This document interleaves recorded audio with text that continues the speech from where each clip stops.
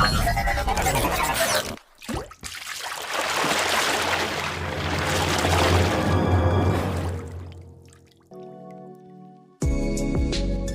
Launch করতে যাচ্ছে তাদের A সিরিজের মধ্যে নতুন স্মার্টফোন Oppo A5। আজকের ভিডিওতে আমরা Oppo A5 সম্পর্কে সকল তথ্য জানবো। সো আপনারা যদি Oppo A5 সম্পর্কে সকল তথ্য জানতে চান তাহলে অবশ্যই পুরো ভিডিওটির সাথেই থাকুন। প্রথমে যদি আমরা ফোনটির ডিজাইনের কথা বলি তাহলে এই ফোনটির ডিজাইন অনেকটাই Oppo F7 এর মতো করা হয়েছে।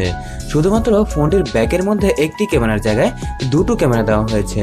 এছাড়া ফোনটির সামনে এবং পিছনে দুই সাইডের ডিজাইনই Oppo F7 এর মতো করা হয়েছে। ফোনটিতে 18:9 রেশিওর 6.2 ইঞ্চের ফুল এইচডি প্লাস ডিসপ্লে দেওয়া হবে। ফোনটির ডিসপ্লের উপরে নচটি এবং নিচের চিনটি ছাড়া বেজেলের পরিমাণ অনেক কমই মনে হচ্ছে। Oppo A5 ফোনটিতে 1.8 GHz স্ন্যাপড্রাগন 450 এর প্রসেসর দেওয়া হবে, সাথে জিপিইউ দেওয়া হবে Adreno 506 এর। ফোনটিতে 4GB RAM এর সাপোর্ট থাকবে এবং 64GB ইন্টারনাল স্টোরেজ দেওয়া হবে। সাথে ফোনটিতে মেমোরি কার্ড ব্যবহার করার জন্য আলাদা একটি স্লট দেওয়া হবে, যেটিতে আমরা 256GB পর্যন্ত মেমোরি কার্ড ব্যবহার করতে পারবো। ক্যামেরার কথা বললে ফোনটির রিয়ারে দুটি ক্যামেরা দেওয়া হবে, যেটির একটি হবে 13 মেগাপিক্সেলের এবং অপরটি হবে 2 মেগাপিক্সেলের।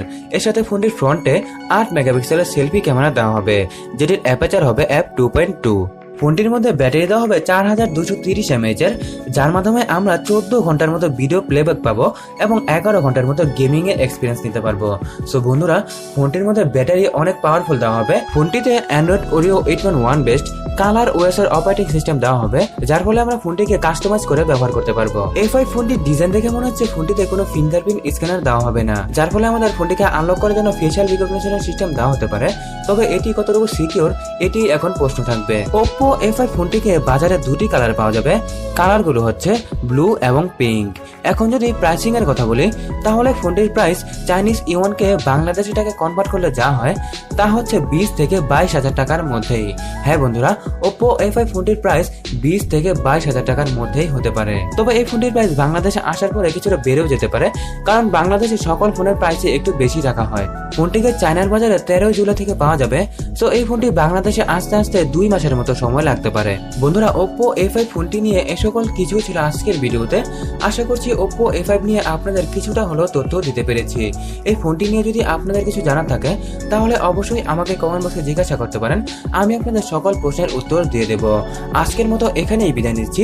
যদি আজকের ভিডিওটি আপনাদের ভালো লেগে থাকে তাহলে অবশ্যই ভিডিওটি লাইক করবেন, আপনার বন্ধুদের সাথে শেয়ার করবেন এবং আপনি যদি প্রথমবারের মতো আইনো বাংলাতে এসে থাকেন বা এখনো আইনো বাংলাকে সাবস্ক্রাইব করে না থাকেন তাহলে অবশ্যই আইনো বাংলাকে সাবস্ক্রাইব করে নেবেন।